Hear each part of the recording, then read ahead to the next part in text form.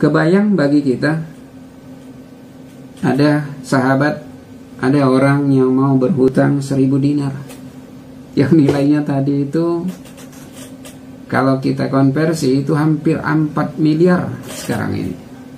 Bismillahirrahmanirrahim. Berkaitan tentang hutang, ada sebuah kisah yang sangat membuat kita haru, bisa menjadi kita termotivasi, menjadi iktibar bagi kita, yaitu sebuah kisah bagaimana cara Allah melunasi hutang orang yang ridho dan orang yang menjadikan Allah sebagai saksi dan penjaminnya sewaktu itu berhutang. Ini disebutkan dalam Musnad Ahmad nomor hadis 8232. Diriwayatkan dari sahabat Abu Hurairah radhiyallahu anhu bahwa Nabi sallallahu alaihi wasallam bersabda, beliau menceritakan bahwa ada seorang laki-laki dari Bani Israel meminta pada sebagian orang Bani Israel yang lainnya untuk meminjamkan kepadanya 1000 dinar. Maka ia berkata, datangkan kepadaku beberapa saksi untuk bersaksi untukku. Lalu orang yang mau berhutang tadi berkata, cukuplah Allah sebagai saksiku. Lalu orang yang mau menghutanginya tadi, datangkan padaku seorang penjamin. Laki-laki itu berkata, cukuplah Allah sebagai penjamin. Lalu orang yang mau menghutangkan tadi pun berkata, ya, engkau benar. Maka ia memberikan pinjaman padanya hingga batas yang disebutkan. Kemudian laki-laki tersebut pergi berlayar hingga selesai semua hajatnya.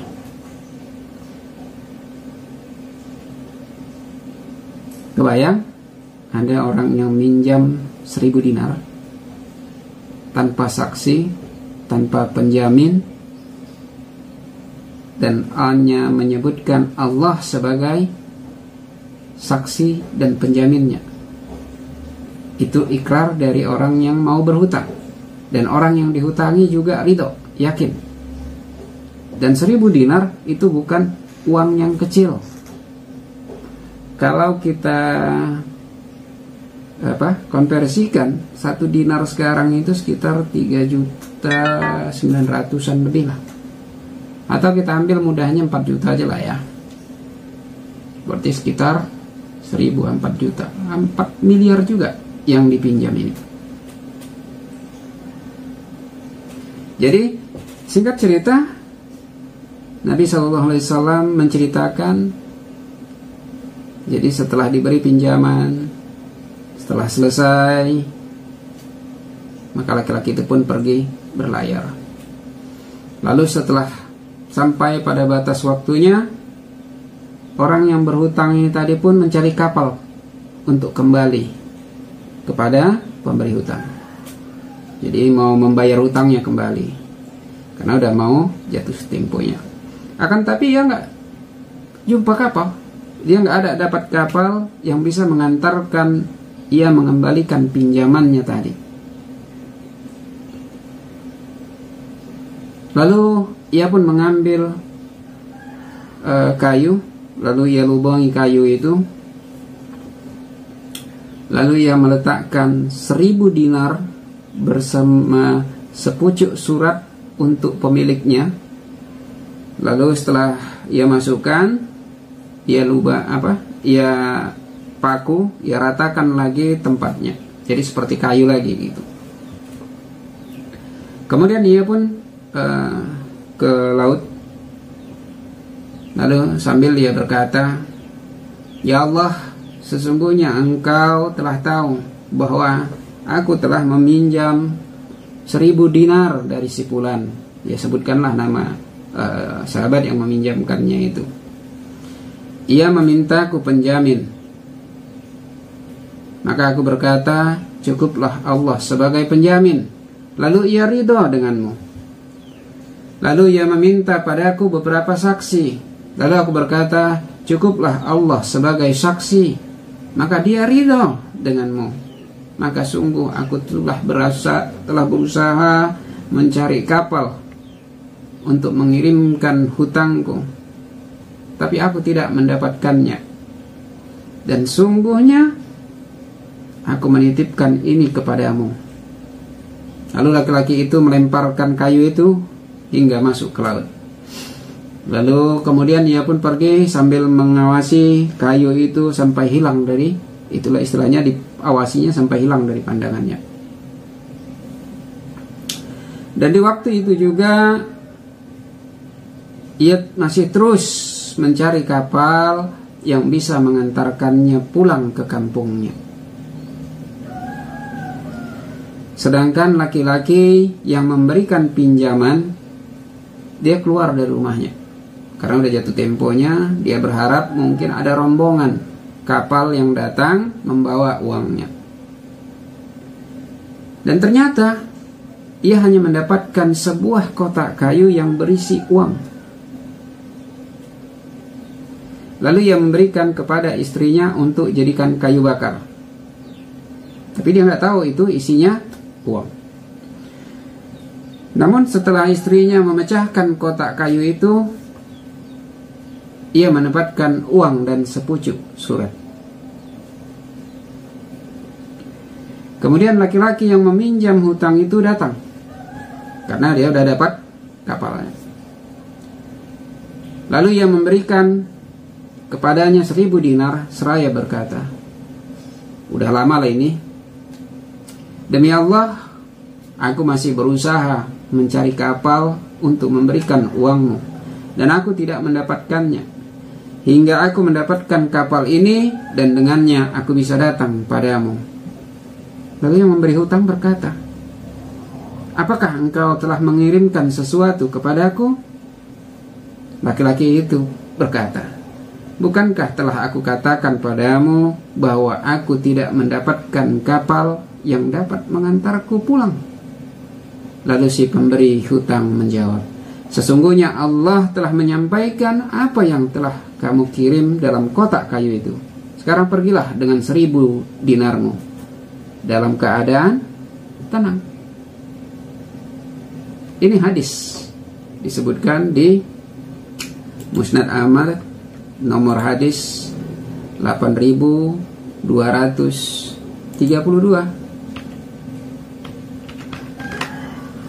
Hadisnya ini sahih.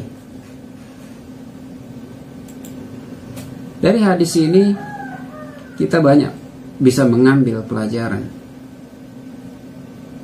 bagaimana ridhonya orang yang menghutangi, dan bagaimana keyakinan orang yang berhutang dan amanahnya dia.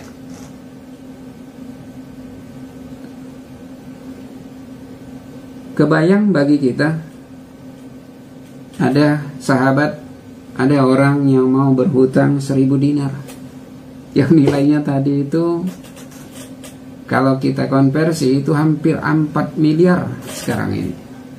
Kebayang ada yang mau mengutangi 4 miliar sekarang ini tanpa saksi, tanpa penjamin. Tanpa penjamin loh, bukan jaminan, bukan boro ya, penjamin. Tapi mereka yakin Allah sebagai saksi dan Allah juga sebagai penjamin. Dan bagaimana juga Allah telah menyampaikan melunaskan hutangnya orang tersebut. Kebayang lautan yang begitu luas. Kebayang bagaimana kayu yang berisi uang 4 miliar dan surat itu bisa sampai ke pemilik hutang, kepada pemberi piutang. Laut luas, orang begitu banyak. sementara yang dikirimkan kayu. Kalau tidak karena kuasa Allah, tidak mungkin hal itu bisa terjadi.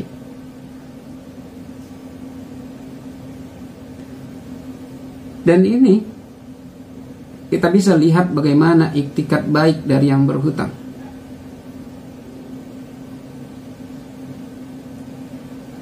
Ketika jatuh tempo, ia lakukan cari kapal untuk bisa pulang membayar hutang.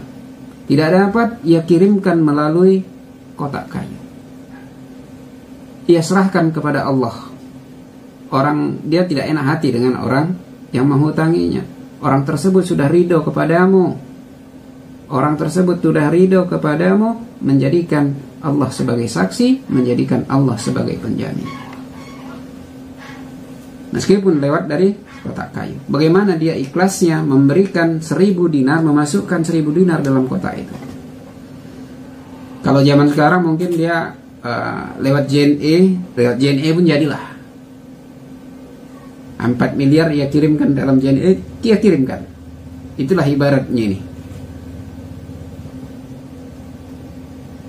Kalau kita sekarang mungkin udah kebayang ya, apakah ada orang seperti ini? Dan dia tidak berhenti sampai di situ. Setelah ia kirimkan lewat kota, ia serahkan kepada Allah. Ya Allah, sampaikan. Ia masih terus mencari kapal. Dan ketika dapat kapal, ia bawa lagi 1000 dinar untuk melunasi hutangnya. Secara akhirat, dia mungkin sudah selesai hutangnya kepada orang tersebut ketika ia mengirim lewat kotaknya. Tapi secara duniawi, ia masih berhutang kepada orang tersebut dan ia harus melunasinya. Ia datang lagi dengan 1000 dinar. Lihat bagaimana kehendak Allah, gimana kekayaan Allah. Allah beri kemudahan kepada orang yang berhutang karena yakin kepadanya. Tidak hanya dia bisa melunasi hutangnya yang ia kirim pertama, bahkan bisa untuk menambah 2 kali lipat. Jadi dia udah bawa 2000 dinar. Allah Maha Kaya.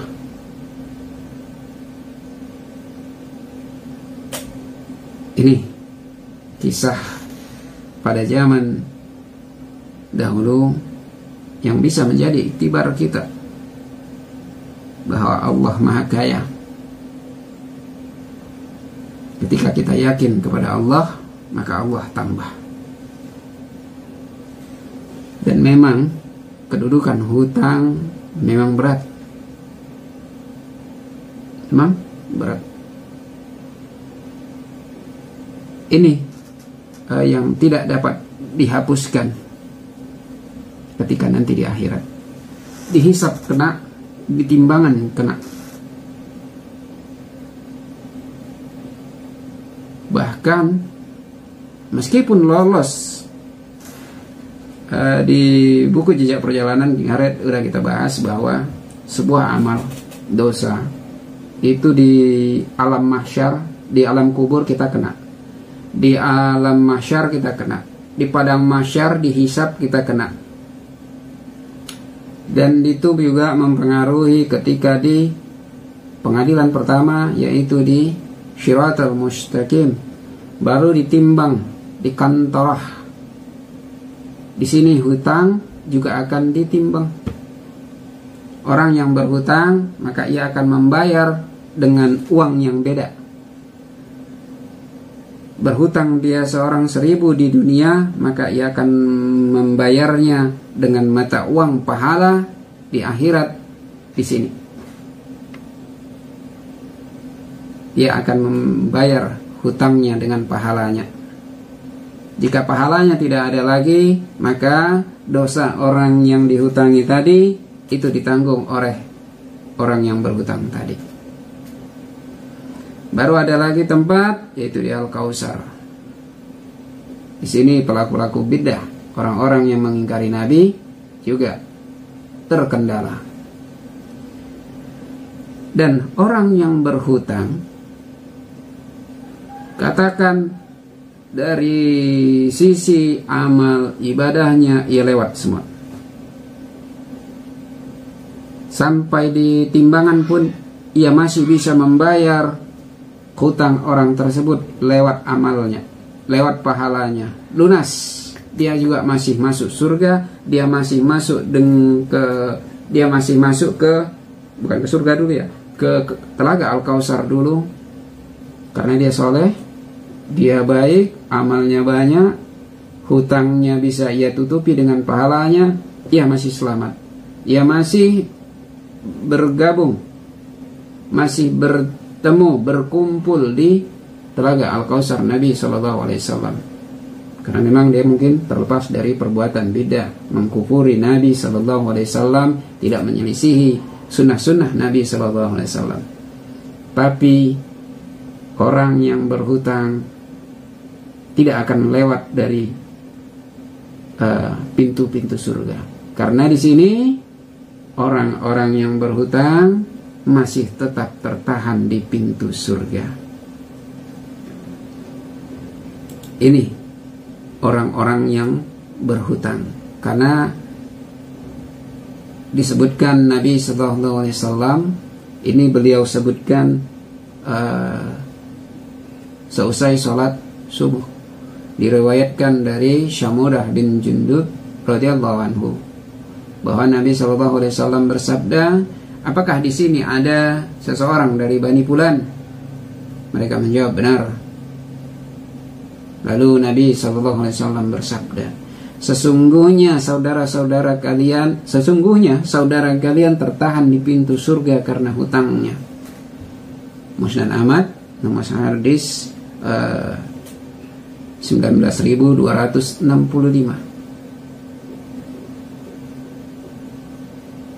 Disebutkan Nabi SAW Bani Fulan, artinya ini juga bisa terjadi pada orang-orang selanjutnya.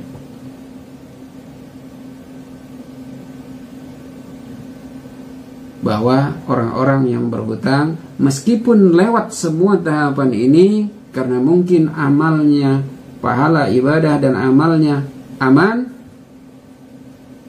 tapi di pintu surga mereka akan tetap tertahan karena hutangnya. Ini kerugian daripada orang yang berhutang. Mudah-mudahan kisah ini menjadi iktibar kita, khususnya bagi saya pribadi, untuk bisa meneladani kisah ini. Bagaimana keyakinan kita kepada Allah.